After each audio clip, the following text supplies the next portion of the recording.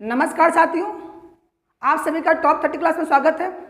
साथियों, आज आपके लिए और पूरे भारतवर्ष के लिए एक बेड न्यूज है मेरे भाई, एक सुख संदेश है कि आज हमारे बीच हमारे पूर्व प्रधानमंत्री तथा पूर्व कांग्रेस अध्यक्ष डॉक्टर मनमोहन सिंह नहीं रहे। वो कई दिनों से बीमार चल रहे थे मेरे भाई, उनका इलाज दिल्ली एम्स में हो रहा था। इसी बीच उनके प्राण पखेरु रात 9:30 बजे के आसपास उड़ गए और वो हमारे बीच से चले गए मेरे भाई, वो अपनी दुनिया में चले गए। तो भगवान उनकी आत्मा को शांति प्रदान करे और मेरी संवेदनाएं पूरे कांग्रेस परिवार के साथ है मेरे भाई। तो आज हम माननीय डॉक्टर मनमोहन सिंह के बारे में थोड़ा सा जिक्र करने वाले हैं।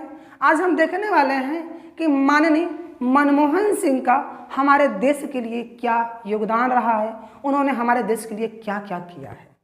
तो आइए चलते हैं, हम लोग समय को गवाए बगैर हम देख लेते हैं मनमोहन सिंह के पूरे कार्यकाल को और उनके योगदान को जो हमारे देश पर रहा है, और पूरा देश इनके योगदान का सदैव ऋणी रहेगा मेरे भाई, क्योंकि इनका जो योगदान है हमारे देश पर वो अब तक का सबसे बड़ा योगदान है। किसी भी पॉलिटिकल पर्सन का जो दिया गया योगदान है उसमें से सबसे बड़ा योगदान माननीय मनमोहन जी का रहा है।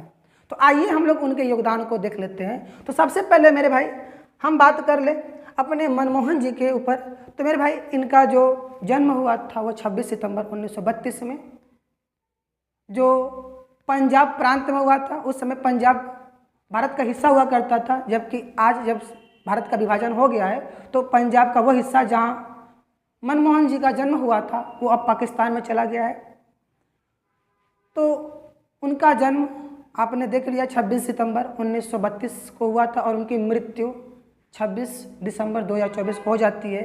इस तरीके से वो पूरे 52 वर्ष की अवस्था में हम लोग के बीच से चले जाते हैं। तो एक बार फिर से भगवान उनकी आत्मा को शांति प्रदान करे। चलिए मेरे भाई, हम लोग सबसे पहले बात करते हैं इनके इंट्रोडक्शन से। तो सबसे पहले हमें बात करना पड़ेगा इनके डेट ऑफ बर्थ, यानी कि इनका जन्म।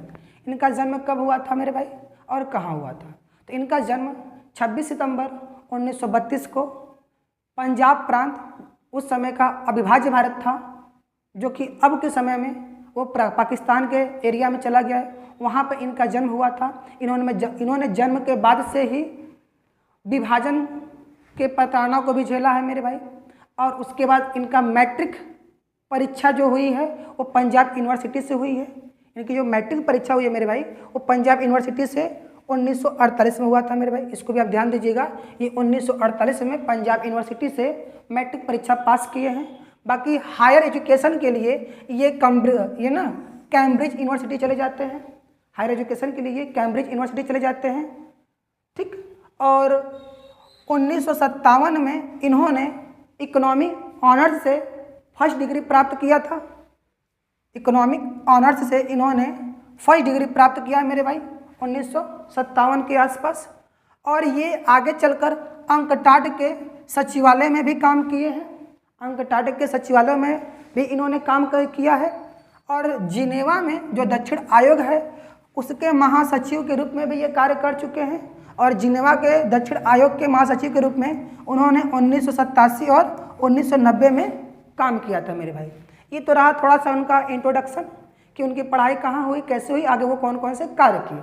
अब बात करते हैं इनका पॉलिटिकल करियर की। इनकी पॉलिटिकल करियर का जो प्रारंभ होता है वो कहाँ से होता है मेरे भाई? इनका जो पॉलिटिकल करियर स्टार्ट होता है वो सन 1991 से होता है।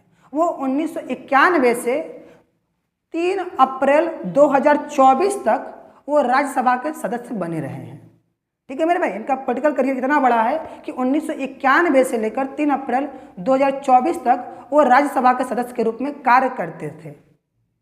तो आइए चलते हैं, हम उनके पॉलिटिकल करियर को भी देख लेते हैं। तो इनका पॉलिटिकल करियर क्या है मेरे भाई? ये member of Rajya Sabha from 1991 to 3 April 2024।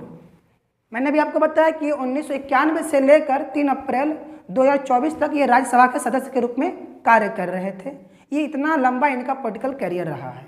अब इसी के बीच उन्होंने कई बार बहुत सारे राज्य के लिए राज्यसभा के वो सदस्य के रूप में चुने गए हैं, उनको भी हम लोग चर्चा कर लेते हैं। और थोड़ी सी मैं बात यहाँ पे कर लेता हूँ। ये सबसे पहले 1991 में असम राज्य की ओर से राज्यसभा के सदस्य के रूप में चयन होकर राज्यसभा में गए थे मेरे भाई। तो यही बात यहाँ पे कहा जा रहा है कि a member of Rajya Sabha since 1991 from Assam first time, यानी कि ये जब पहली बार राज्यसभा का सदस्य बने थे तो ये असम से राज्यसभा के सदस्य के रूप में चुने गए थे।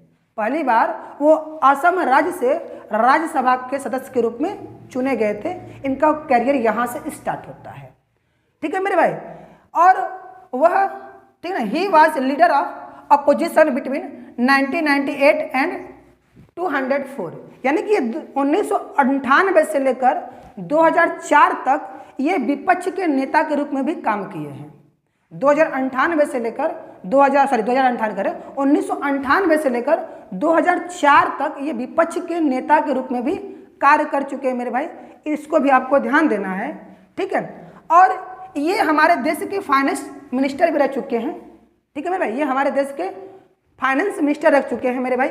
वो 1991 से लेकर 1996 तक, उस समय नरसिम्हा राव की सरकार थी मेरे भाई। तो नरसिम्हा राव की सरकार 1991 से 1996 तक जब थी तो उस समय ये हमारे देश के वित्त मंत्री भी रहे, फाइनेंस मिनिस्टर भी रहे हैं। तो ये फाइनेंस मिनिस्टर कब तक रहे मेरे भाई? 1991 से लेकर 1996 तक ये हमारे देश के वित्त मंत्री के रूप में कार्य किए हैं। और इस समय हमारे देश में नरसिम्हा राव की सरकार थी, यानी कि नरसिम्हा राव की सरकार में ये वित्त मंत्री थे, ठीक।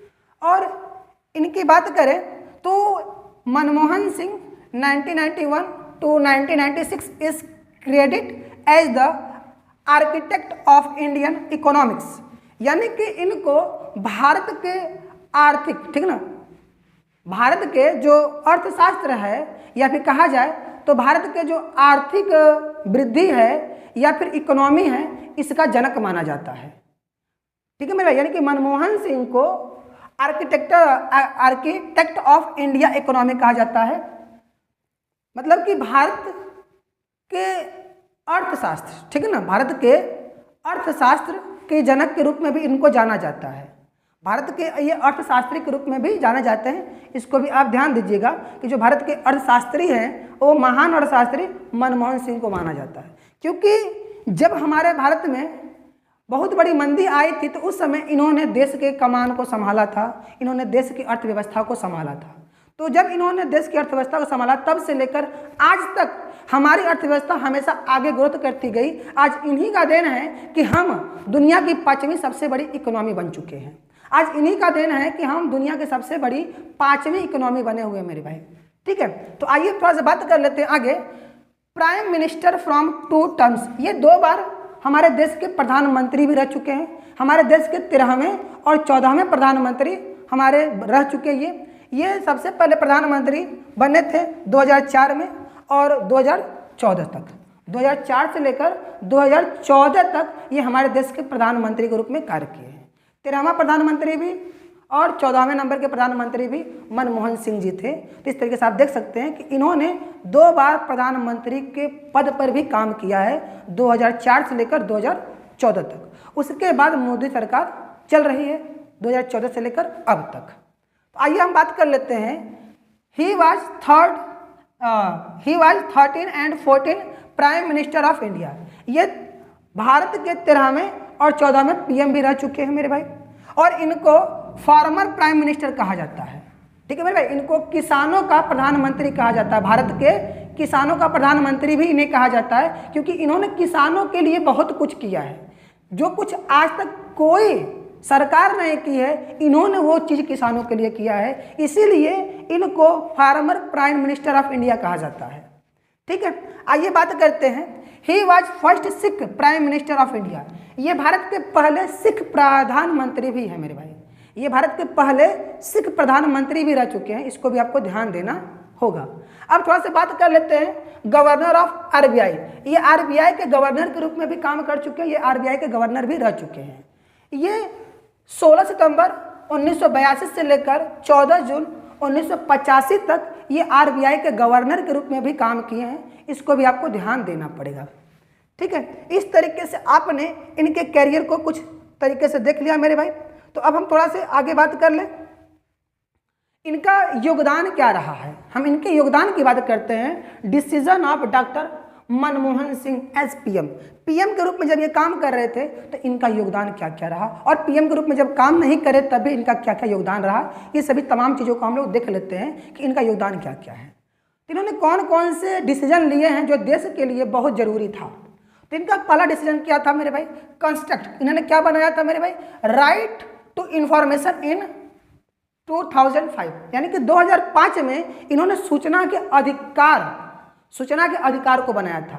यानी कि सूचना का अधिकार को बनाने का काम भी इनका ही है। सोच रहे हैं कि जो सूचना हमारे तक आज पहुंच रही है उसके पीछे इनका संघर्ष था। इन्होंने ही ये सूचना के अधिकार को बनाया था कि सूचना का अधिकार सबको होता, सभी को सूचना पहुंचनी चाहिए, सभी को जानकारी होनी चाहिए कि लोकसभा में क्या चल रहा है, राज्यसभा में क्या चल रहा है। नहीं तो उससे पहले 2005 से पहले लोकसभा राज्यसभा में क्या चल रहा है ये जानकारी आम जनता को, आम जनमानस को नहीं होती थी। लेकिन इन्होंने ये कर दिया कि अब राज्यसभा और लोकसभा में क्या चल रहा है उसकी जानकारी हमारे तक पहुँच रही है। ये इनका योगदान है, राइट टू इन्फॉर्मेशन, इनका योगदान ये 2005 में रहा है मेरे भाई। आगे उन्होंने फूड सिक्योरिटी पॉलिसी भी लाई थी उन्होंने, ठीक है मेरे भाई, उन्होंने फूड सिक्योरिटी पॉलिसी भी लाया है। खाद्य सुरक्षा पर भी इन्होंने काम किया है और 2013 में खाद्य सुरक्षा भी इन्होंने 2013 पर काम किया था मेरे भाई। अगला है nuclear deal in between the India and America, America और भारत के बीच में न्यूक्लियर डील भी इन्होंने किया था, ठीक है ना। भारत और अमेरिका के बीच में जो न्यूक्लियर डील हुई थी वो इन्होंने ही किया था पहली बार। दूसरा है राइट टू एजुकेशन इन 2010, यानी कि 2010 में इन्होंने शिक्षा के अधिकार को भी दिया था। यानी कि शिक्षा का अधिकार सभी को होना चाहिए, हर एक बच्चे को होना चाहिए, हर एक गरीब को होना चाहिए। यहाँ इनका योगदान है, इनके योगदान से ही आज घर घर शिक्षा पहुँच रही है निःशुल्क। मेरे भाई इनका योगदान इतना बड़ा रहा कि आज पूरा देश शिक्षित हो रहा है। समझ रहे हैं कि इनका योगदान हमारे देश में कितना है।